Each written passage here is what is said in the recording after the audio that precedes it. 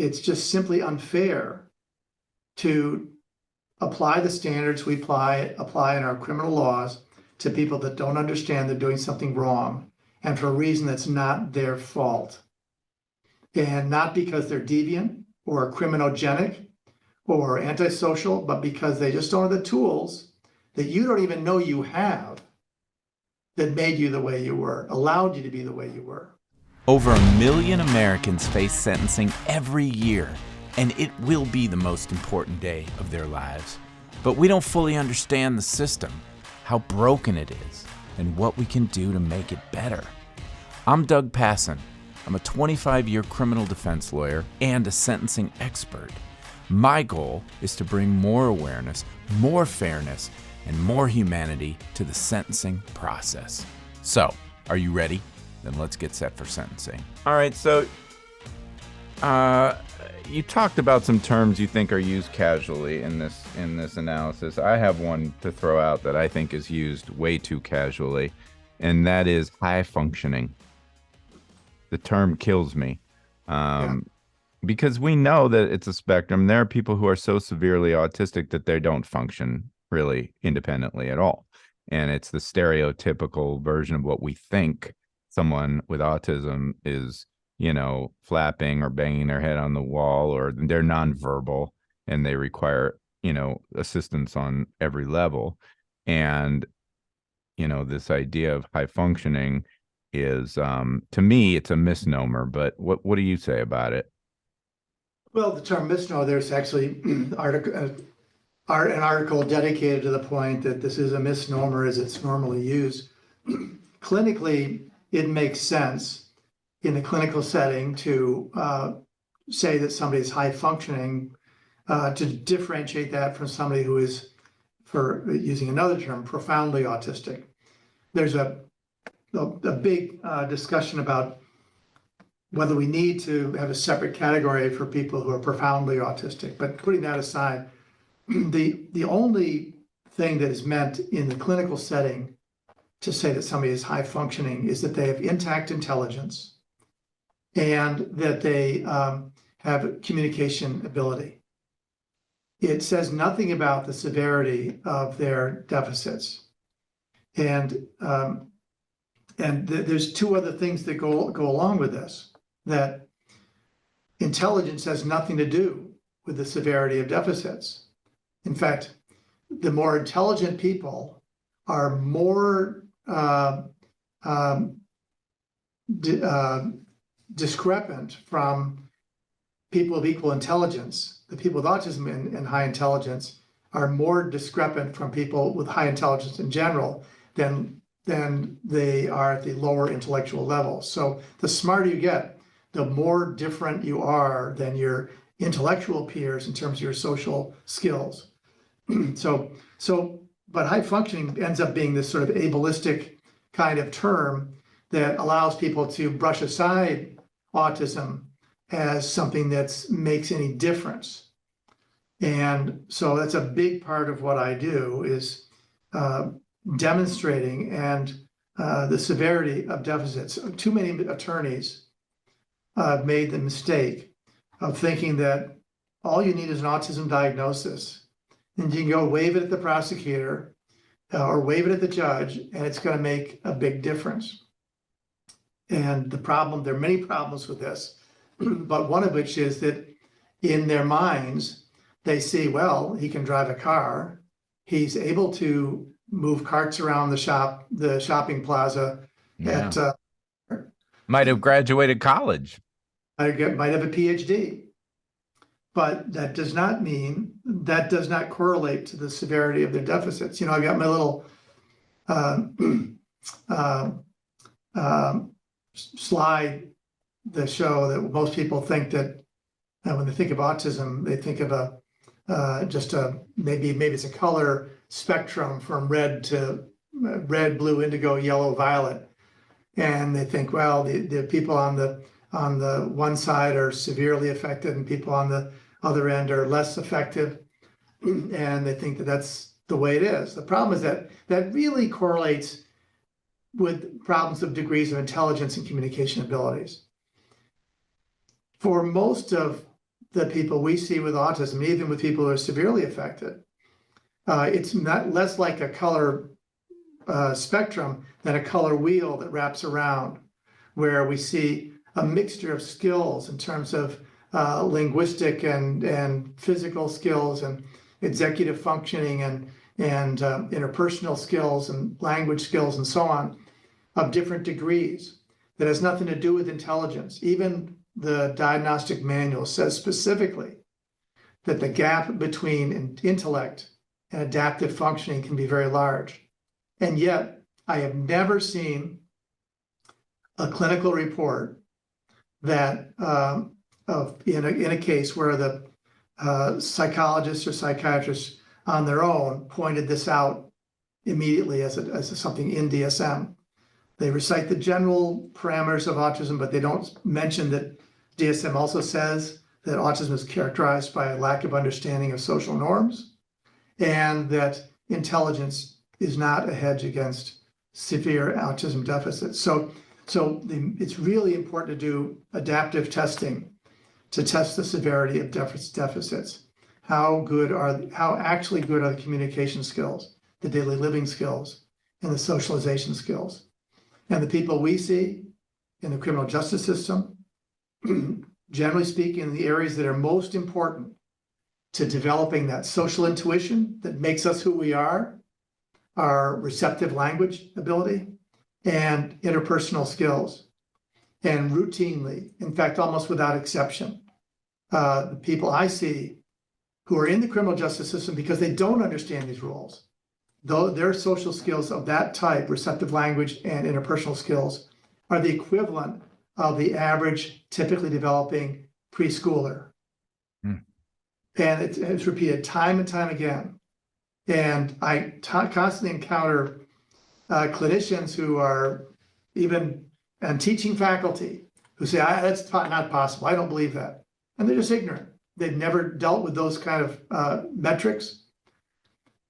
The first big problem with this is that police think they're more capable, prosecutors think they're more capable, and their own lawyers think they're more capable. I've had so many lawyers say, he gets it, he understands it. I told him what his rights were, so that's why he pled guilty and he got the whole thing. And then later have them tested, showing their adaptive testing, and the lawyer is dumbfounded. How could that person make me think they understood what I was saying when all the time they're telling their parents, I don't know what the lawyer was saying, and the parent can't explain. Well, tell me, because I think that's, it's no fault to a lawyer. They don't know what they don't know. They don't know what to look for. And in all likelihood, they're explaining this, and maybe their client is nodding in agreement or saying yes or whatever. Why are they doing that? I mean, what is going on there when a person may not be understanding, but they're conveying that they are? Why would that be? So a huge part of autism is what is called camouflaging or masking. And the idea is when you're getting the shit kicked out of you on the schoolyard, you want to lay low. You want to not stand out. You want to get along. So the habit and the need to be complacent and go along with other people, unless you have really rigid thinking, which can happen, and your own rigid view of the world, or other kinds of acting out behaviors that can happen. You sit in the background, you nod your head, and people accept you more.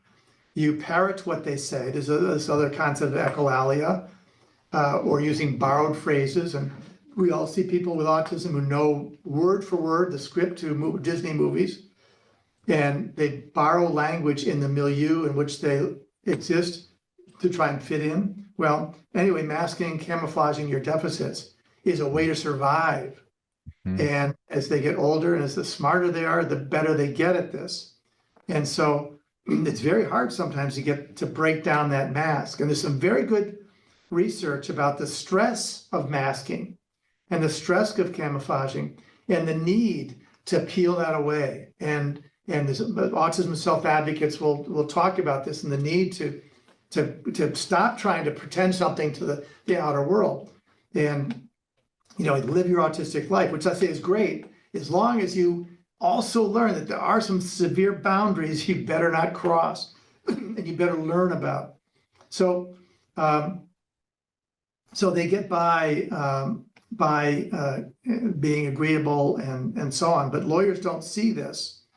And it's really the engine of a great number of problems that I see. I'm often brought into cases too late.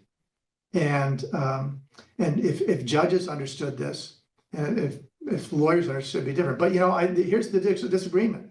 The real problem with lawyers that I have found, and I've unfortunately been called upon to be an expert in a couple of cases seeking to overturn convictions because of ineffective assistance of counsel.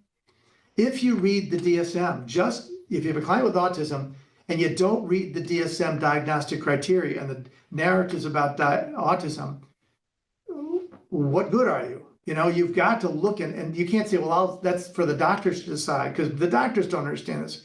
And you see in there that the gap between intelligence and adaptive functioning is great.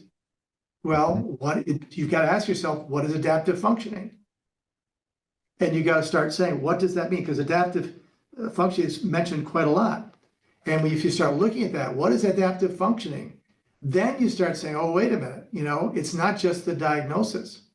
It's how severe are these deficits? And then learn and then figure out, okay, if I think my client understands this, I got to have him tell me, okay, explain to me what I just told you. Right. I had a client who had a serious competency problem. In order to illustrate it in a videotaped interview with my client, I said, okay, pretend I'm you and you're me. So give me advice on what I need to think about it, what I need to do. And we had gone through 30 hours of training him and all these, the sentencing guidelines and the different parts of the statute. He said, well, this, and this. And I said, well, how do I decide? Well, I guess you look at it and you just see which course you think is the best for you to do. He whether to plea or whether to go to trial. Well, the agreement and see if that appeals to you. It's the best you could possibly do. Right. So the lawyers need to probe, and they need to really learn how to pick up on somebody who is might be on the spectrum. I think every lawyer in any case, if they're any good, has to always ask the question, why is this client here in front of me? Why are they here? Oh yeah, I know they wanted the money when they robbed the store, but why? That's not why they're here. The economic, the social things, what's happening at home, background abuse, so blah, blah. Yeah. In child pornography cases, you got to ask the same question. These sex offense cases. And if you start learning this is a person who's been isolated socially, has had sensory problems, there's a whole range of things that you can ask about them. And lawyers need to find that out. So absolutely. I preach the 3 R's of sentencing storytelling all the time, or just and that's the first R is called revelation stories. You need to reveal, you need to peel back the layers to reveal the deeper truths of how this person got there, to give their offense the proper context. Because if you don't, the other side tells the story for you, which is they're deviant, they're pedophile, they are a sociopath, they're dangerous. We need to lock them up for as long as possible. Period. But this is another problem, though, because a lawyer who doesn't know autism may know enough to get a psych evaluation, but they're going to pick a psych person who probably doesn't know what they need to know about autism either. And those evaluations can do more harm than good a lot of times. So I guess it's a good segue, and you've already kind of touched on some of it, but what do we need? I mean, ideally, people will just hire you to, handle these cases, but there's too many, and, people are hiring, seeing a face on the back of a bus, and they think that's the way to go.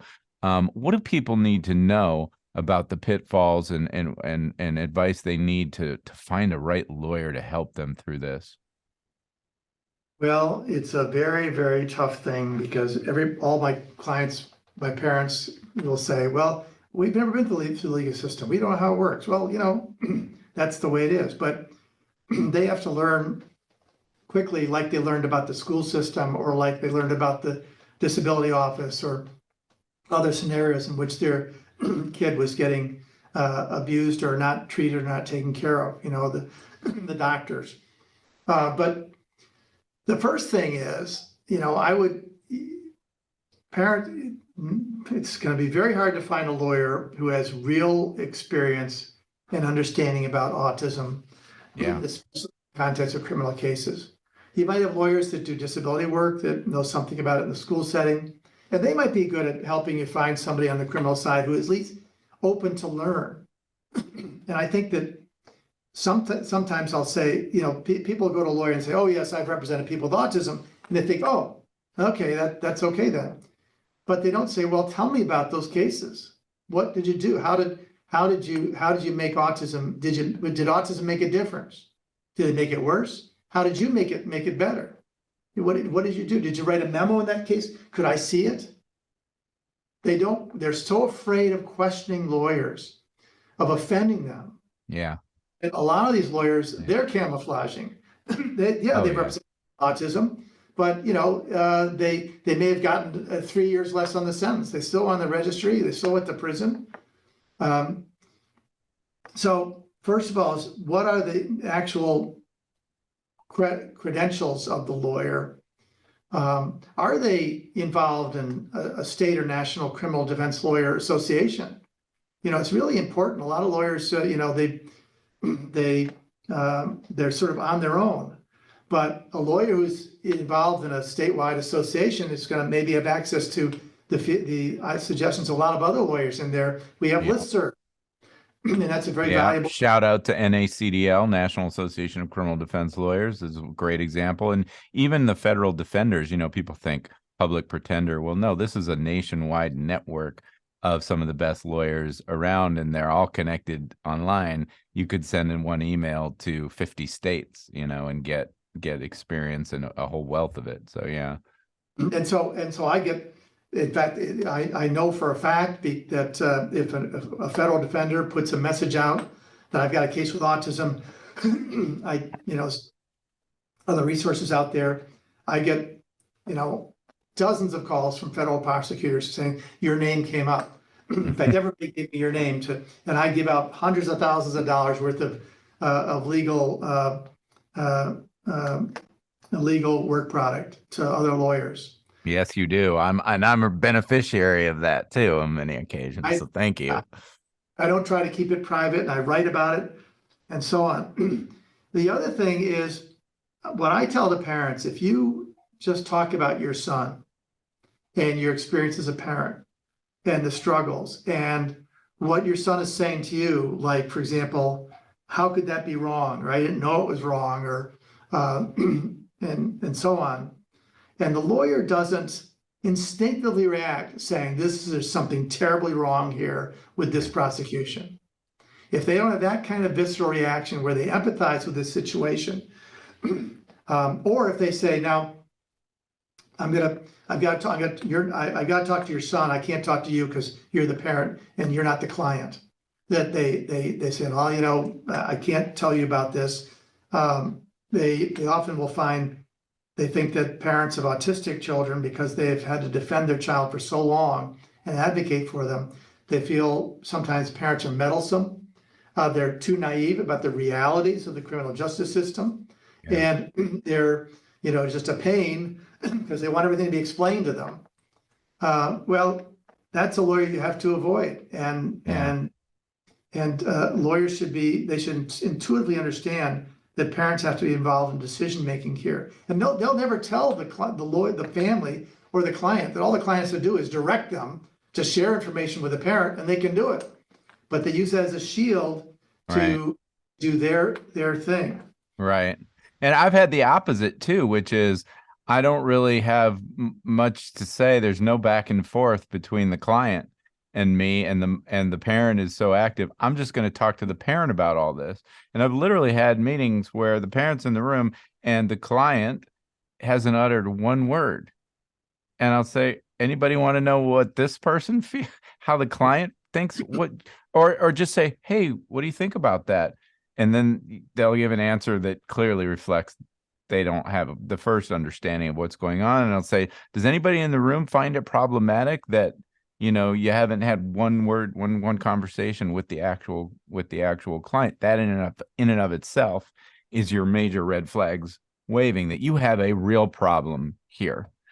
Yeah. So, so let's rewind a little bit, because you talked about the concept of too late, that lawyers have engaged you in the case, but it's been too late. So I want to know what too late is, and what when's the right time, and what can you do when you get involved at the right moment in a case. Well, so let's go back to some red flags. The lawyer says, well, I understand it's autism, but that's not a defense. And then, so we'll handle that at the right time if it becomes relevant. And what they're saying is, well, at the time of sentencing, we'll bring it up and say, boo-hoo, he's got autism, poor Billy.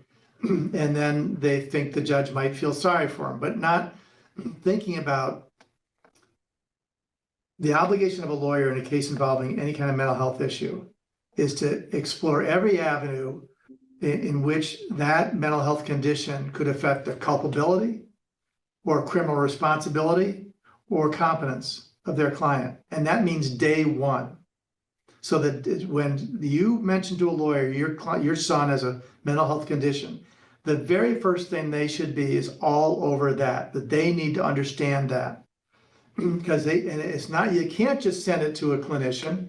And by the way, what you said it's very true. The average clinical psychologist, and certainly the average forensic psychologist or psychiatrist, knows basically textbook stuff about autism. They don't have the experience of the heterogeneous presentation of people with autism and the variety of ways in which autism rolls up into different kinds of misconduct. And they are not good at deconstructing this case from an autism viewpoint. On the other hand, the lawyer cannot just send it to a clinician without saying, look, here's the ways I think that autism might be really important here. He doesn't seem to get what I'm telling him, or he doesn't seem to be able to make a decision, or he's so rigid in his thinking, he's not thinking of anything else but, when's this case going to get dismissed? When can he go home? When are he going to get his computer back? He's not listening to me. Or, he'll never be able to give a narrative on the stand. Or I don't understand why he thought it was okay to be looking at child pornography. Or, the lawyer has to be involved. The lawyer and the clinician have to meet, where the lawyer is providing some strategy in areas where he senses that autism is causing a problem. The clinician has to understand the different legal issues that can come up and the objections a prosecutor might have. So that word red flag is, autism's not a defense, or, well, when it's relevant, we'll pick up on that. Mm-hmm, mm-hmm. The other red flag is, well, go get them evaluated to the parent. I've had many cases where it was left up to the parent to get somebody evaluated. They didn't really know how to go about doing that. And there's technical dangers for that, because you really want it to be work product, and the parent hires the clinician. That's not good. But also, the clinician doesn't know what to look for, or sometimes parents have done that and say, well, I better not tell him that he's arrested because, they might not like him or something like that. And so they end up with a report that's worthless, and they waste a lot of money. But I've yet had many cases where the lawyer left it up to the parent to find somebody to do an evaluation. They had no clue what kind of evaluation to get done. The other trap, and the big problem also for lawyers, is a lot of lawyers, and there may be a lot of my colleagues that object to this, but lawyers all across the country, criminal lawyers, in some states, I can't do this, but they'll say, okay, boy, this is a serious case. Your son could be on the registry for life, and they could stack up every one of these counts, and he'd get 100 years in prison. So, I need a $75,000 retainer, and then another $50,000 if it goes to trial, when it goes to trial. And what they're going to do, they're scared to death, and they don't know that this lawyer has no clue how to represent their son. Doesn't know anything about autism, is probably not planning to learn anything about autism, is planning to be able to say, well, he could have gotten 100 years in prison, but we've gotten it down to 15. Yeah. And then you feel, well, that's the best we can. So taking that money, left no money for experts, done no real digging into the issue. Yeah, that happens all the time, especially with flat fees. And people need to understand the difference between flat fees and an hourly rate, because in an hourly, you're going to give a retainer, but they're going to bill off of that, and presumably they're going to show you a detailed list of all the work that they've performed, and if they're not doing the work, they don't get paid. But most lawyers are going to just charge you a 75 whatever flat fee, and that money's theirs the second the check clears. So their agreement, it says it's earned when received. eggs earn when received, so it's theirs. And what do they have? What incentive do they have now? And where does the extra money come in to do the evaluations and everything else that are not cheap? Yeah, and of course, their family thinks, well, if that lawyer ends up not being any good, I'm going to lose all that money. Which in most states, I think that's not technically going to be the case, even though they allow for flat fees. I think that at some point, I believe in most states, there's what we call quantum merit, how much you've earned kind of standard. But lawyers can say, they can really exaggerate this. So what I advocate for is that, and if I get in early in a case, I'll say to another lawyer, look, here's what I'm charging, which happens to be less than half of what I used to charge, which is, I know you might say I am a lunatic, but just because I know somebody needs a local lawyer, and I'll say, this is what I'm charging. And sometimes they'll say, oh, you know what? I'll charge the same thing. And I'm going to I'm going to ask you to charge by an hour, because you don't realize I'm probably going to be doing most of the work. Yeah. Or it's brought in, or maybe it's that, what, there's only a single sweet spot in set retainers, flat fees, where it just so happens that the amount of effort that goes in equals the amount of money that was paid. But if the amount of effort takes a lot more, and we realize, oh my God, I've got to learn all this stuff, and I got to, do all sorts of preparation, they realize they're earning less and less per hour as time goes on. Or the lawyer says, the quicker I can get my client to take a plea, the more I'm making per hour of my effort. Right. And so it's very easy to scare parents. And so it's you don't have to scare an autistic defendant into taking a plea and take the government offers. So it's not like it guarantees a better result. I mean, that's a whole other discussion. But in terms of economic fairness, I'd want people to talk to their lawyers about, look, how much time is this going to take? Can you do this on an hourly rate? Because maybe we're going to decide very quickly how to resolve the case, or maybe it's going to take a lot. Here's another question I'd ask the lawyer about their experience in autism would be, okay, don't just tell me how you're going to explain to the court why autism is mitigating to the offense. Explain to the court why autism would result in an exponentially more severe punishment if they were incarcerated. And tell me what you know about the experience someone on the spectrum may have in a custodial setting, and how unbelievably punitive that would be from sensory issues and the whole bit. Guaranteed, they're not going to be able to tell you that. Let me ask you this. I want to give people a sense of what is possible. So you're advocating for early intervention, that you can get in, that prosecutors are human beings and they're reasonable and they're here to do justice, we hope. And that they are the first line of defense, right? I mean, I'm not going to wait till it gets to sentencing and a judge. And having pled guilty, the prosecutors hold all the cards in how this case is going to be pled and disposed of, essentially. So give me a sense of the possibilities. These are cases, a lot of them, with mandatory minimums of decades in prison, with mandatory sex offender registration, which is a life sentence in so many ways. I mean, the punishments are unbelievable. It seems very daunting. Give me a sense of the possibilities. What kind of results can you achieve in a case like this? All right. So when I first started, my first case like this was in 2007. At that point, nobody, as far as I know, had avoided going to jail or being put on the sex offender registry in a child pornography charge. We really didn't have sexting cases back then. The other cases we have are people who are exchanging, with cell phone images back and forth, self-produced child pornography. which actually can be much worse. But in any event, everybody gone to jail for the average sentence was around 78 months. So I got in this case, and I didn't know anything about autism either. And I knew something, what everybody thinks they know. And I was lucky enough to have a client who had been diagnosed at the Yale Child Study Center, which then was really the epicenter for autism research in the US. And some brilliant people doing amazing stuff and things which anybody who has a child with autism and good things are happening in their treatment or from the services they're getting. Much of it comes from this kind of research. Much of the understanding comes from this research. Anyway,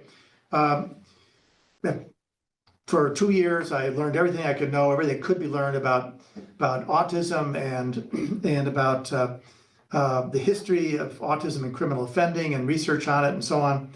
And ultimately, through a very unconventional process, I got prosecutors to agree to let him plead to an obscenity defense, which did not require jail and did not require sex offender registration. So I wrote a little paper about this, put it on my website. It's on my website now.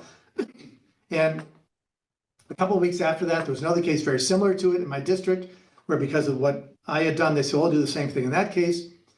And then I wrote this paper, put it on my website in 2009 or whatever. And then AANE put on their website. And I thought that was it. Other lawyers could benefit from this, one and done. And I started getting calls from families.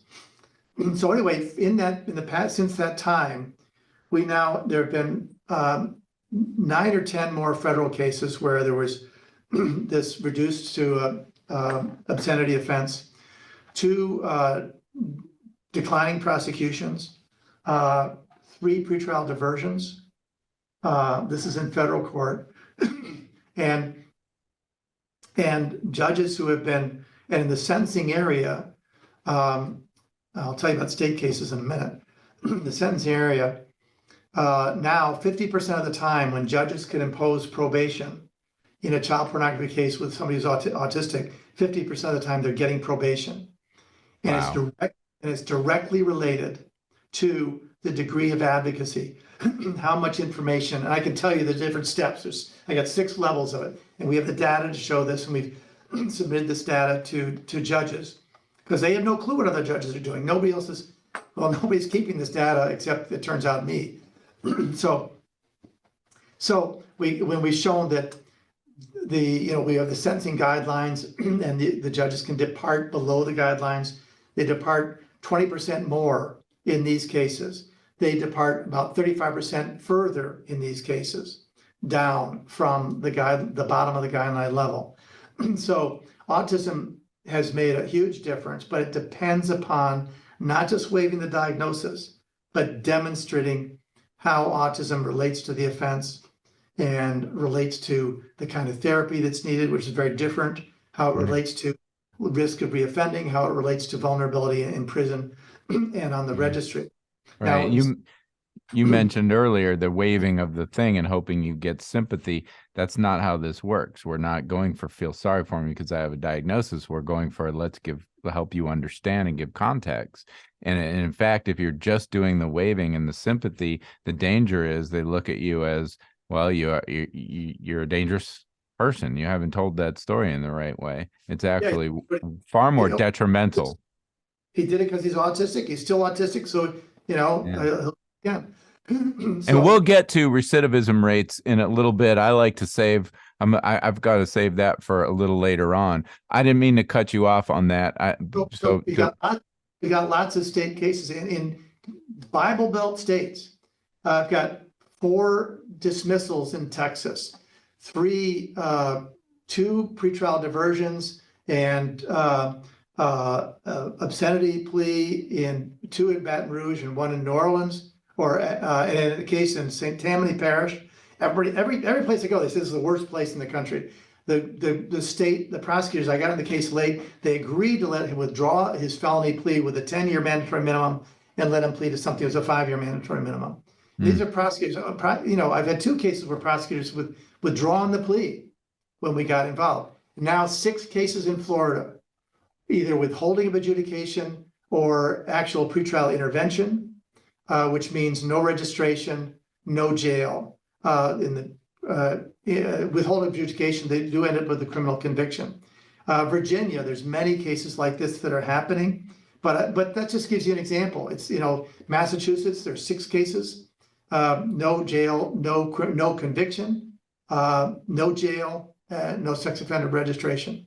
So that's important, Mark, because I think some lawyers are going to say, well, that may work for you big city folk who are progressive and care about this, but I'm in a small rural area, and I don't think my people are going to understand. More importantly, I don't think they're going to care. It's just not going to matter. I'm not going to be able to do anything with this.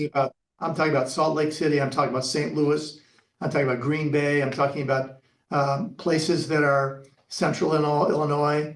I'm talking about places that are rural Virginia.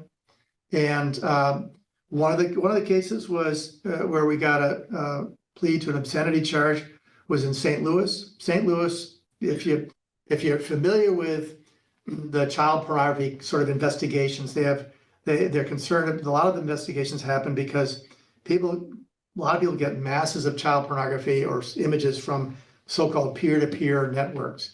These are file sharing networks, sort of the descendants of LimeWire and what were the other ones? These programs were distributed storage of these files. And the FBI learned how to, okay, what we'll do is we'll join these networks and we'll just search around for people that for IP addresses that have these files that have these specific hashtags or hash codes, and we'll just set search warrants, and they sit there, and in St. Louis is where this started, and that's a place where they used to bring assistant U.S. attorneys there to indoctrinate them into this area, bring in victims of child pornography, tell them how bad it was, and get them real excited about doing these cases. So this was ground zero for these peer-to-peer investigations. The head paralegal working in these cases came out of the Secret Service. This is a high-powered office, had one of the highest in the country per capita cases of child pornography. And nobody offered me any hope that I could change their minds. But I found, and I think that what I have to believe in, and I do believe in, you can find decent people among these prosecutors who, when you tell them the science behind this, not just wave a diagnosis, and not just tell them, oh, he's autistic, he doesn't get this. Well, say somebody else say he's a personality disorder, he doesn't get this. He's got schizophrenia, he doesn't get this. It's why, and that's all that stuff we talked about before, this lack of seeing the social world and the science behind that. They do get it, and they have gotten it. And they have felt good about these results.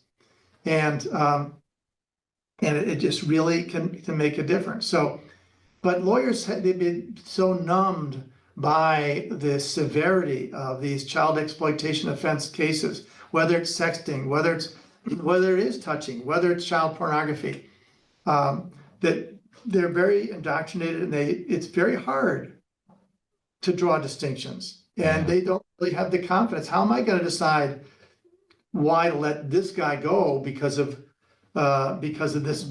this mental health condition? But we demonstrate why it is different. Demonstrate that because it's a developmental disability, they're a member of a protected class under the Americans with Disabilities Act and the Rehabilitation Act.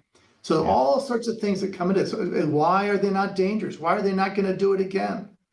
And so all these things have to be brought into it. And if that happens, not in every case, because I'll tell you, I've had some tragic, when you do this kind of work that I'm doing, and this is all I do, sometimes you have to stand in that courtroom with the family, with some judge doing what is unimaginatively cruel to them. Sometimes they're put into a box by the prosecutors. Sometimes it's on their own initiative. And, I have those horrible, horrible days with these families that I've stood next to for years. And I know their suffering. I know what they've gone through, how much they've spent just to try to get a fair result for their son. And I'll tell you, The amazing thing is, and I don't know what allows me to do it, that I can keep going with this because, you know what it's like. You've been in those cases too. Yeah. And Yeah. um, And I have a personal connection to it as well. And every time I see a young person going through this, I think about people in my life that I love with autism. And I don't know how I would be able to function in the world if this were happening to my child. And I'm yeah, all constantly in awe of the parents of these children who are warriors. They're so fierce and they're such great advocates, but they feel so helpless. And that is why it is a blessing to have you in the world to stand by their side. And yeah, we don't win every time. But you don't you don't know until you put up the fight. And you have to put up the fight. Listen, this is a common story in any sentencing case. We get good results and we get the absolute wrong results. But it's the whole reason I wanted to do this podcast. I want to empower people to understand you've got the tools to put up a fight, and you're going to win some, you're going to lose some, but you never know until you do it.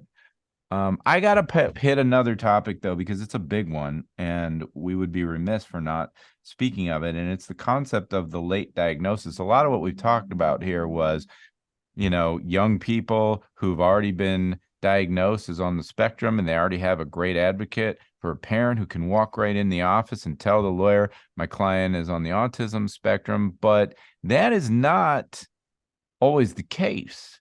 The case is that a very attuned lawyer, maybe like when I had Jamie Sparks and her sister Tony on the podcast, Jamie's an incredible lawyer, but we talked about one specific case. I'll put it in the show notes. Child pornography, of course.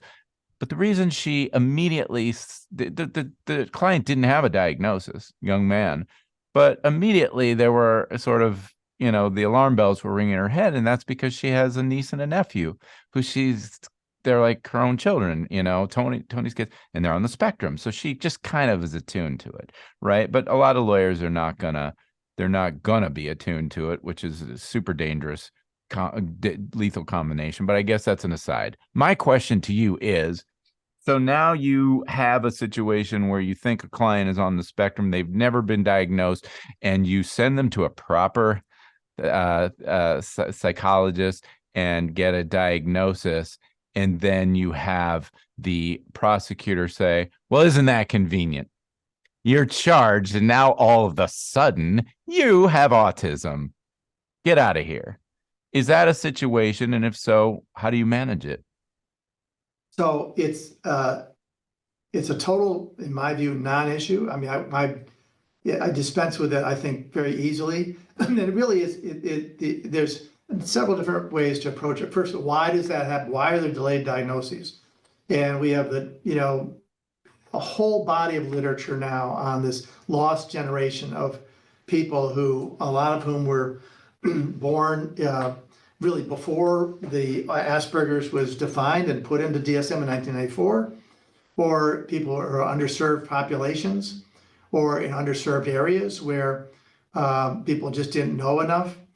Typically, but first of all, autism can only be diagnosed when all of the criteria supporting the diagnosis existed in adolescence.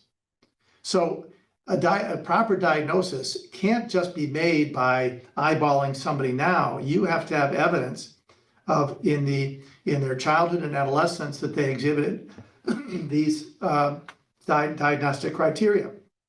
So by definition, the diagnosis is always backward looking to an earlier period. Secondly, there are a lot of reasons why parents don't get the diagnosis, but usually you'll see all the signs. Most of the time, there's been a prior diagnosis of predominantly ADHD or ADD, OCD, sometimes different anxiety and depression, very often anxiety and depression, and different kind of learning disabilities, specific learning disabilities and general learning disabilities. And so you'll see this history and you look at these notes of what's been said by other people, and you could just diagnose it right from that record. So often there's a record there from schools, from doctors, from report cards, from things that were observed in official records. Sometimes, it'll be even like applications for special education or applications for gifted and talented. You'll see these things. So often there is quite a bit that tells us this, but parents are often told that, well, you don't want to have an autism diagnosis because that'll be a negative thing. Because for decades, there was a very strong negative attribute to having an autism diagnosis. And it was thought to reflect on bad parenting, going back into the 50s. So The refrigerator mother theory, right? That autism that, is caused by these cold, detached mothers. right, exactly. And so that people were discouraged from that. And the other thing, the sad thing about it is that people had the idea that, well, what difference does it make? Why have another label? He's already got a learning disability or attention deficit disorder. What difference does it make? Well, we now know. The difference is that the social learning difficulties, well, you're not going to create the ability to intuitively socially learn from your social environment. You can at least let individuals develop strategies as to what to do when they don't understand what's going on, and understand that there's something that they're missing, and they have to ask, what was that about? What were you thinking? Or how are you feeling? Or, there's different strategies to be more conscious of what's happening in the world around you. And also to make sure that those individuals are getting, say, sex education that actually means something to them. For our population, when sex education happens, it goes over their head. They don't want to hear about it. It doesn't make sense to them. So they're missing the possibility for therapies that could really help change the trajectory of their development. But parents didn't know that. And often there weren't those services. They could identify it. And in the severe cases, they'd have some, eligible for some special education environments, more protective environments. But we just didn't have the kind of, and in most places you still don't, therapies that would really address in a preventive way the things that we're seeing happening with autism on the internet now. But, and also, so that there's that stigma. Also, very often, they are achieving well in school. They're getting by, and they're told by the school counselor or the pediatrician or the psychologist, oh, he'll catch up. Yeah. He's smart, so he's going to figure it out. This myth that being intelligent helps you figure out the social world. I'm sorry, intelligence is not enough. You have to have a social brain. And so they think that he's going to catch up, and they want to think the best of their child and positive stuff. And they don't want to think he has autism, or all the things we now, looking back at it, that we think are symptomatic, were things these parents were used to in their families. Their families, autism is a highly heritable condition. And so it's the most heritable condition in DSM. And so, which means that there's largely genetic. So a lot of parents, they say, oh, it's not odd, that's the way my brother was. So they don't think of it that way, or it's sort of cute. And, he doesn't look at us in the eyes because he's shy. They make excuses for this, or he doesn't play with other kids because he's smarter than them. They don't get him, they don't get his style of play. And so, he doesn't have friends, but look at the Lego things he's able to make. And, and he does have friends. Look at all his friends. They're all over there playing video games together, or computer games together, or they're playing with, some fixed kind of special interest, which is not the kind of friendship that really helps us develop social skills. Right. So, yeah, to me, it mirrors the concept of masking. Why do folks on the spectrum work so hard to sort of blend in? It's because there's this premium in society about not being different, not standing out, go along to get along. And I don't want my kid with a special ed diagnosis and this, that, and the other. They think it's a bad thing when really it's the thing that could probably save their life in the long run. And so what I'll do, if I can, is after I get a good diagnosis, and I'll go back to the other doctors who already saw him and who said, oh, ADHD, and say, what do you think? and they look at it, they say, oh my God. And they read a letter saying, I've read Dr. So-and-so's report. I just was gonna say Dr. Geller, who is the best around, Dr. Geller's report. And I realize now that clearly our autism was the overarching diagnosis, and maybe even to the point where it didn't justify an ADHD diagnosis. I'd say 50% of the time, maybe even more, I see ADHD all the time in earlier diagnoses.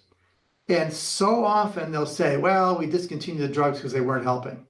Well, if the ADHD drugs, the Ritalin and Adderall and so on, aren't working, isn't that telling you something about that diagnosis? Mm-hmm. Maybe that wasn't the right diagnosis, but people don't react that way. They say, well, that's just the way it is. They don't start digging deeper. But yet, the other thing that's also true that is so cruel about the prosecutors who say this is in all these cases, I would say the parents have not given up trying to find a coherent diagnosis that explains everything. Not just ADHD does not explain the lack of social competence.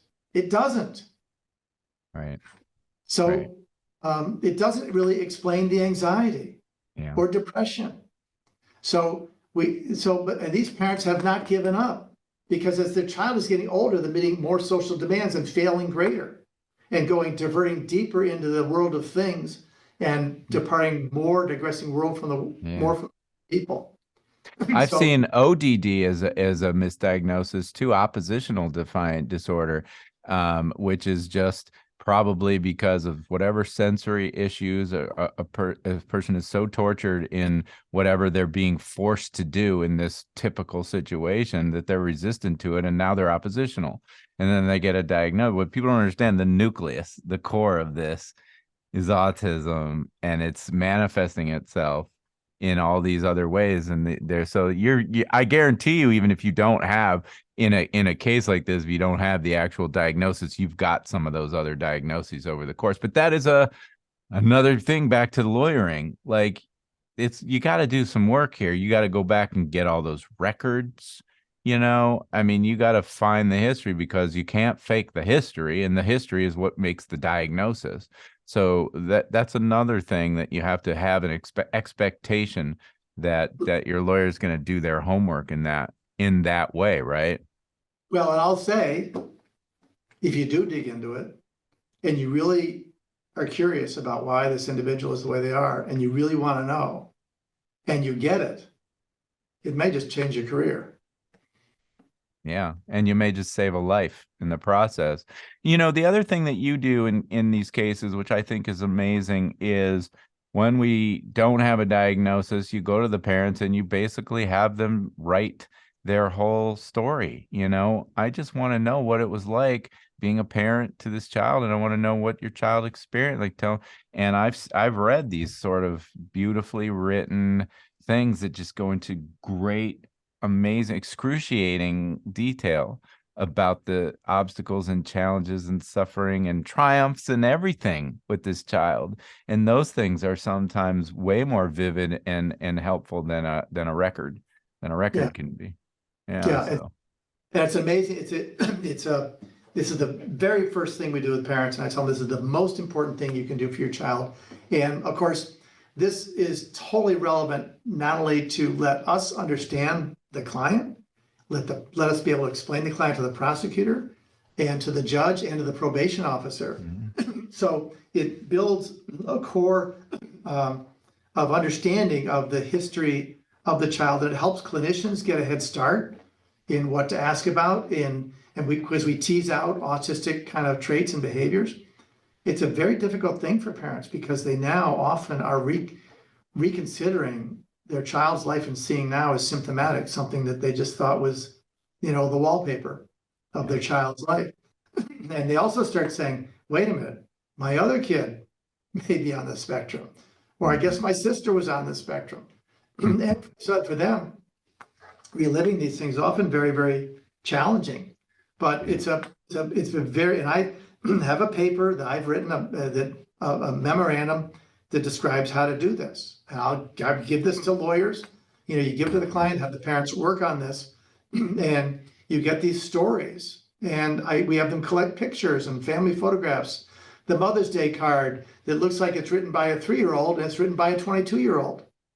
And these are the things that help Yeah. and along the same line, my very first case, in that case of Peter Rubino was his name, and his parents want me to tell the world about Peter. We had his mom, would take little videos of Peter at different times of the day, or when they're talking about things and talking about the case, him hiding under the blanket in his bed. He's a 22-year-old, and he's dissolved on the floor crying because the frozen cheeseburger they thought in the freezer wasn't there anymore. And to have him talk about, all I really want is just to meet somebody who can be my friend, and so on. And we put this together in a compilation kind of video, and that's the stuff that Doug, you do, and that's the kind of thing we need to do in these cases. I was just going to ask you about that. I would be remiss, since I am visual advocacy is my heart and soul, my beating heart of my practice, and video in particular. Photos are great too, but tell me different ways. You've mentioned parents including photos, taking short videos. Tell me other ways that you can integrate video. Well, I guess more importantly, why is it important to bring that story into living color? And tell me some ways that you've used video in your advocacy here. Yeah, so there's of course always the idea of humanization and letting somebody see your client as a person, see them in their environment, and see how they struggle with we think, oh, he's smart, so that the ableist view is that he must be competent broad scale. If he can drive a car, and if he can get stuff at the grocery store and get a college degree, he's broadly competent. And then you see that he doesn't know how to wash the dishes. He doesn't know, or he knows how to wash, some, but not the others. Or we got a video of him. He can't find the pot that he usually cooks in, so he falls apart because he can't cook now, because there's the one pot that he usually uses and he can't find it, and so he's helpless. Some of those things where it's so glibly, the state psychiatrist can say, oh, he's got daily living skills, he can dress himself and so on, but they're not seeing him in his real environment. The video of the room, his bedroom, which has, the stacked pizza boxes, the models of tractors, or the 20,000 baseball cards when he never's watched a baseball game. This kind of thing to help see the world that he is living in. The bedspread that's all about SpongeBob, and he's in college, right? So these things that help us, let the parent narrative is the beginning of this, helping the prosecutor see him through the child's eyes. But then the other is, where he is, in a group and off on the side in a group. There's the holiday gathering where maybe some kids are opening presents and he's off playing with the boxes, or playing, by himself. Other kids are, playing a game and he's sitting on the bench. Seeing the isolation, or having it where he's talking about his special subject. And right. In great detail about every single wrestling move in the history of wrestling across every country in the world. Yeah. I've had, sensitivity issues where, sensory issues are so prevalent, like sight, sound, smells. I had mom catch, a client gagging and throwing up just because he smelled the garbage can that he was changing the garbage out, and literally threw up in the trash can. And these are moments that we're all walking around with beautiful video cameras in our pockets now. You could capture these moments in an instant.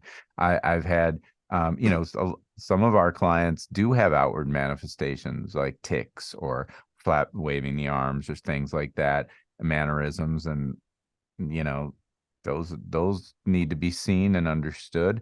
And then there's beautiful stuff too, because a lot of people have great skill, special talent, artistic, whether it's, etching in wood or, painting or whatever it is. I want to be able to show the beauty. These aren't broken people. These are beautiful people, who are capable of so much and so much love and so much empathy, and to show them just being in their, in that place where they're calm and that's their happy spot, doing something amazing, um, building a model, whatever it is. These are the moments that tell the truth about who our client is, right?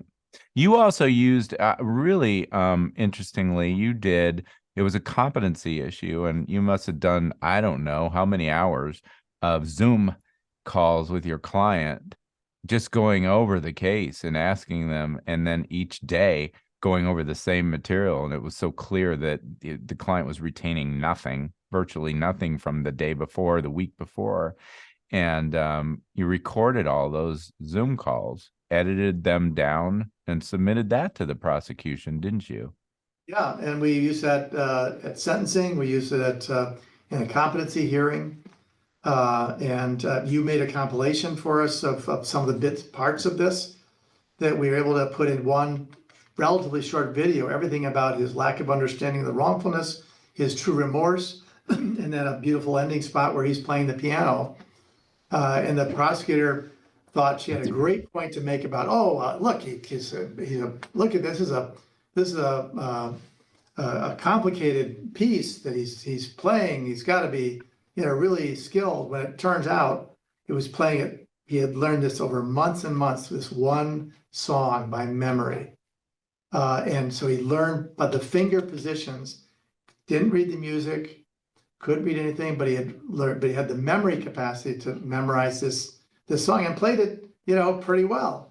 But he would play it over and over and over again. But Yeah. so the prosecutor thought this would be a great thing to challenge the showing, he's could be a concert pianist, when we really was falling on a completely different skill set than she imagined. So it was a typical ableist, biased kind of interpretation, just showing the ignorance of this prosecutor. When But that actually proves our case. Yeah. it was also very sweet. That's And very sweet. Yeah. But the case could have ended up worse, but it didn't end up as well as I would have wanted.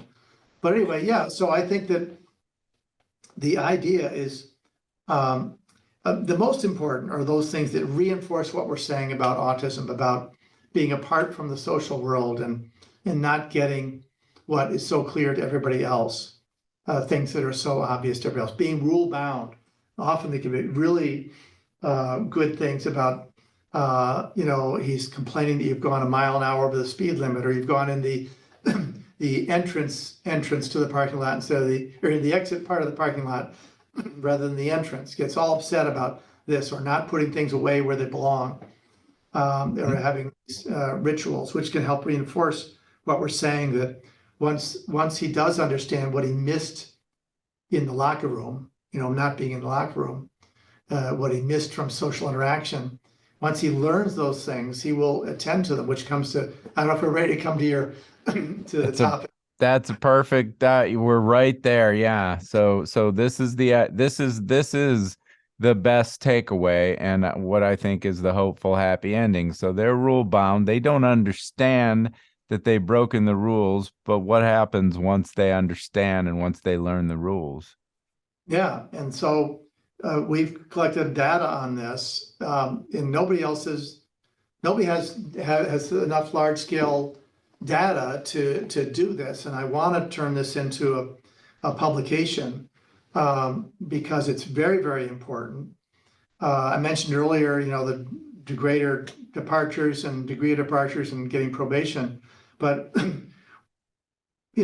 we know that child pornography offenders and sex offenders in general have a much lower rate of reoffending than a lot of other offenders. Murderers, very low rate, but for sex offenders and child pornography especially, it's very, very low. But nobody's broken those out in different groups, although it's suggested in some of the data. Anyway, when we have a database of now about 118 federal cases, it's very hard to do this with state cases because you can't, the dockets aren't as easy to get. And we have in this, out of the cases we have of people that have been released, we have zero recidivism, zero reoffending for people with autism reoffending in these cases. We only have one case, I have a state case I know about where the reoffense was in Florida, where this kid had a gun when he shouldn't have on probation. And he lost he ended up getting registered because it was a diversion agreement. So it was a very sad situation. But the only times that we have seen a second arrest where the person had a previous arrest where they weren't diagnosed and didn't get appropriate therapy. And this is pretty common. It's very dangerous. A lot of times somebody will get probation and it's great, they get probation and they're given, some sort of therapy, or they have to meet with a doctor or something, but they don't go into they don't teach them what they need to know about social rules and about dating rituals and about age of consent and age difference and so on. They just don't bother with this. And the defendant thinks, oh, well, I did something wrong. I'm not sure what it was, but now I'm done. It's okay. And they get arrested again. And they'll say, oh, you got arrested for the same thing. Well, one of these cases was a case of state court case that the kid had been arrested for distributing child pornography because he got it through a peer-to-peer network. And so he was convicted of distributing child pornography and didn't go to jail and went on the registry, was put on probation. And then, a few years later, when he's off of probation, the FBI shows up again. And he says, and they find stuff on his computer and so on. And he says, his mother, who's a therapist, by the way, it was a late diagnosis. He hadn't been diagnosed the first time. But it's just an aside, late diagnosis. I now have at least seven instances where my client was not diagnosed at the time of his arrest, and the one or both of the parents were either medical doctors or psychiatrists or psychologists. Mm-hmm. So this diagnosis is, it just happens. I've had cases like that too. Maybe not doctors, but they're medical professionals or they're school special ed, even professionals yeah, me too. Sorry. So the second arrest, he says, Mom, don't worry. I wasn't distributing child pornography. I was just downloading it.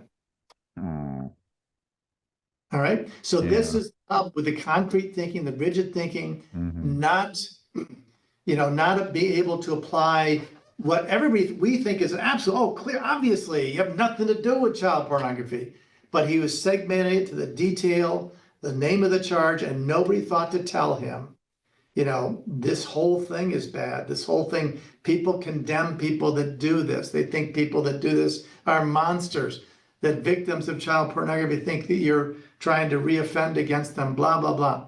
Nobody did that. So he now got a 10-year sentence in federal court, mandatory minimum. People didn't think. And one of the people that treated him was a well-known psychiatrist who has actually written about autism and didn't pick up on it because he was masking so well. He's such a nice kid, charming kid. But people who are real autism experts, one was a very experienced psychiatrist, very experienced in autism. He looked at him morphologically. He said, this kid's on the spectrum. There are, it's not always the case, but there are certain morphological features that can be evident in situations of autism. Not always, but often enough. So there are these tragedies. But the good news, I report and I put in filings in federal court that yes, statistically, when you look at all child pornography offenders, there's only a 1% chance of people fitting that profile having a hands-on offense over 5 or 6 years, and only 3 out of 100 will reoffend with child pornography. But I can say now the ones who are least likely are in this group of people with disabilities with social learning problems who didn't understand these rules to begin with, as long as they are taught those rules. So please do not send him to the standard sex offender treatment program. Let's have an individualized program that'll meet his educational needs and meet him at the development level he's at. Right. Well, and that's a whole other podcast, I think, because the resources that are specifically designed and tailored to meet the needs of those folks are I found are few and far between. And I think that maybe the next time we talk, it's going to be focused exclusively on the skills program and the BOP, because that's the program the BOP touts as being their flagship place that they want to send folks on the spectrum. And I'm not sure it's such a great outcome, but I think that is probably our next time together, because we've been with each other for a couple of hours now. I love to give, well, first of all, a question. You mentioned the handout that you give to parents to help them do their social biography. Would it be okay if we included that in the show notes so people could download, so people could access that if they want to for listening to that podcast? My original papers on my website that I've had so many parents say, you were writing about my son in that paper. That paper, that's 2009. That's readily available. And tell me your website. Give me your web. If Mark Mahoney and Autism, you'll find it right away. But it's harringtonmahoney.com. Okay. But it's not the tattoo one though. Don't do that one. Yeah. harringtonmahoney.com. Wait, is the harringtonmahoney.com? Well, of course I'll put that in the show notes too for people. You can click there. But is the guidelines for writing the bio, is that downloadable on the website? That's not there, but I can make that available. The other thing that would be that for lawyers, look, there's the NACDL has taken one of my presentations, which I don't know how they let me do this, but usually CLE lectures are 52 minutes long or an hour long. So they let me go 2 hours on a presentation that was done in Houston a couple of years ago, and they turned that into a so-called master class that you can get from NACDL along with my presentation paper. A lawyer who has that will know 10 times more than I knew when I first represented Peter Rubino back in 2007 and got him a breakthrough result by what I could find out about autism. And they can get CLE credit too. They get CLE credit. All right, well, I'll definitely put that I'll link in there, because I love to support NACDL any way I can. So that's great. I also have that presentation that I filmed for you that you did for the Texas criminal defense attorneys too, that's available, but I imagine they're similar, or no? Yeah, yes. It gives an idea of how it's not just about saying somebody has autism in this area. What is for attorneys, it's not enough to say he is this way, this is how he is, this is what they do, this is autism, so give him a break.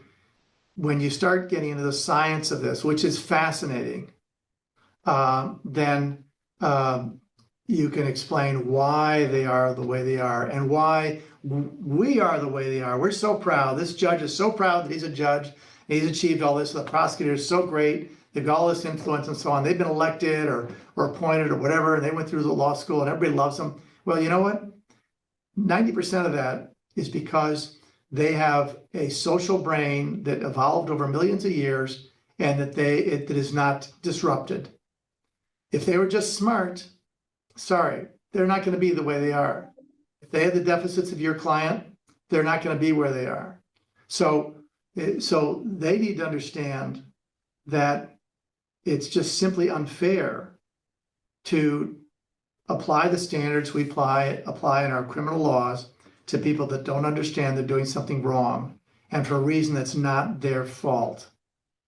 And not because they're deviant or criminogenic or antisocial, but because they just don't have the tools that you don't even know you have that made you the way you were, allowed you to be the way you were.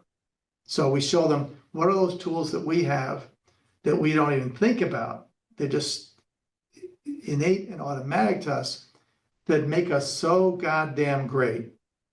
And we're so judgmental of people. We think it's because they're bad people or bad people that deserve to be punished when they just don't have something we don't even realize we have and we take for granted.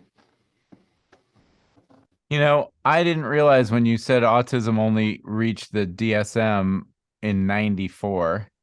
But that really tells us Asperger's did. Asperger's, yeah, which we don't even use that term anymore. But I'm in law school in 1994. So what does that tell you? It tells you we are really still so much on the front end of understanding autism and providing a safe and supportive environment for our kids, our brothers, our sisters, our parents, and the criminal justice system still feels light years even behind that. So I guess all I can say is thank goodness you're out there fighting, putting up the good fight every day. I hope whoever's listening to this never needs to reach out to Mark Mahoney. But if you do, that's where you got to go. Thank you for giving me so much of your time today. I'm confident we will talk again. And If anybody really wants to learn how to do what I do, which they can do, yeah, we need more of you. We need more of you. I mean, I'm doing some of this work now, and it's heartbreaking. But I'd rather just have you do it. But we need more. We need more of Mark Mahoney's. Obviously, I'm only midway through my career, so right. You're super. Go to the YouTube. If you guys are listening, you have to go to the YouTube. Very handsome young man. But so I'm gonna probably go to the other Mark Mahoney for a tattoo now. But have a great Friday, a great weekend, and let's talk soon. Thanks again for being here. All the best. That's it for today, but before we go, I just wanted to take a moment and say thank you to you, the listener, for spending time with us today getting set for sentencing. Whether you're a lawyer, someone who could use the help, or maybe you're just a true crime buff who loves the inside scoop on how this whole thing works, I am so glad you're here, and I hope you keep listening. If you're interested in knowing more about what I do, mitigation videos, case consults, live teaching, on-demand educational content, books, articles, all of it, please visit www.dougpassonlaw.com. I'm Doug Passon. Until next time, hang in there. Wait a minute, that's a stupid way to sign off on a podcast about sentencing. Hang in there. What's the matter with you, man? I guess they call that gallows humor. Sorry. All right. Well, I will see you next time on Set for Sentencing. Bye-bye.